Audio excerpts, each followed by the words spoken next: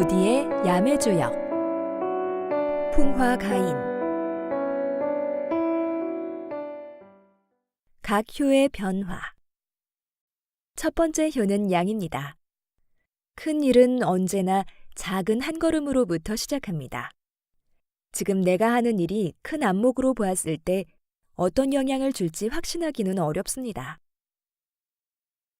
그렇지만 내 주변의 작은 일부터 올바르게 차근차근 이루어 나간다면 최소한 나중에 후회할 일로 돌아오지는 않을 것으로 생각합니다.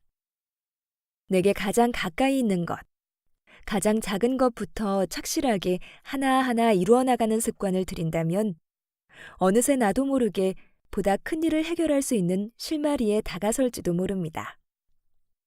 두 번째 효는 음입니다.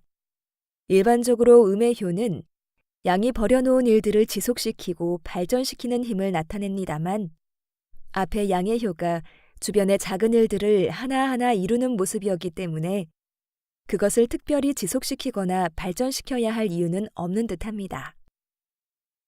오히려 불필요하게 작은 일에 집착을 한다거나 반대로 계속해서 새로운 일을 찾아내려고 한다면 그것이 더 문제가 되곤 합니다. 가끔은 현재 가진 것에 만족하고 안정적인 상태를 즐기는 마음가짐이 필요합니다. 세 번째 효는 다시 양입니다. 아래쪽 궤의 마지막에 놓여있는 양의 궤도 또 다른 한 걸음을 나타냅니다.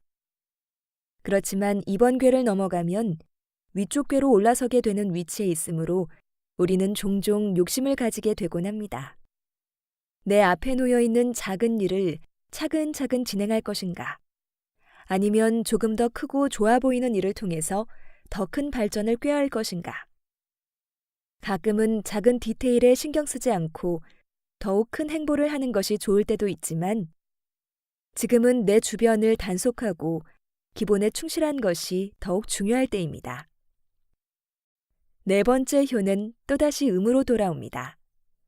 위쪽의 궤를 처음 시작하는 위치에 놓여있는 효이지만 이러한 새로운 시작이라는 것도 결국은 가장 기초적인 것으로부터 시작됩니다.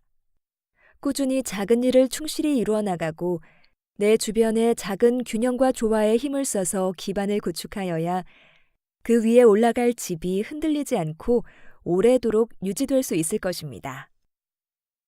다섯 번째 효는 양입니다.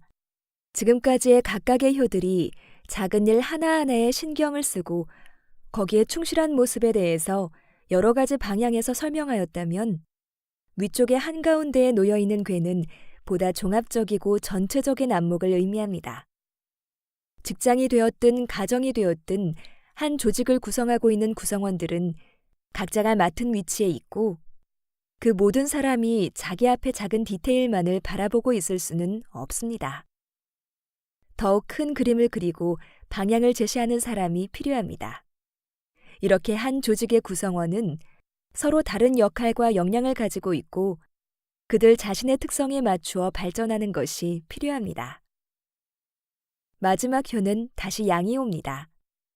앞의 효로부터 한 걸음 더 나아가서 추가 설명을 하게 됩니다. 전체 큰 그림을 그리고 추진하는 사람은 각각의 작은 일들을 맡아서 처리하는 사람들과는 달라야 하고 그런 소소한 디테일을 완성하는 것은 그들이 알아서 잘 처리해 줄 것이라는 믿음과 신뢰를 두어야 할 것입니다. 반대로 눈앞의 일을 충실히 진행하는 사람도 내가 가는 방향이 충분한 심사숙고 끝에 가장 최적의 방향으로 결정된 일이라는 사실을 믿어야 불안감 없이 일을 추진할 수 있을 것입니다. 큰 그림을 그리는 사람은 군림하는 자가 아니고 전체를 움직일 수 있는 위치가 가지고 있는 위험에는 반대로 방향이 엇나갔을 때의 책임과 반성이 따라야 한다는 것도 잊어서는 안 될 것입니다.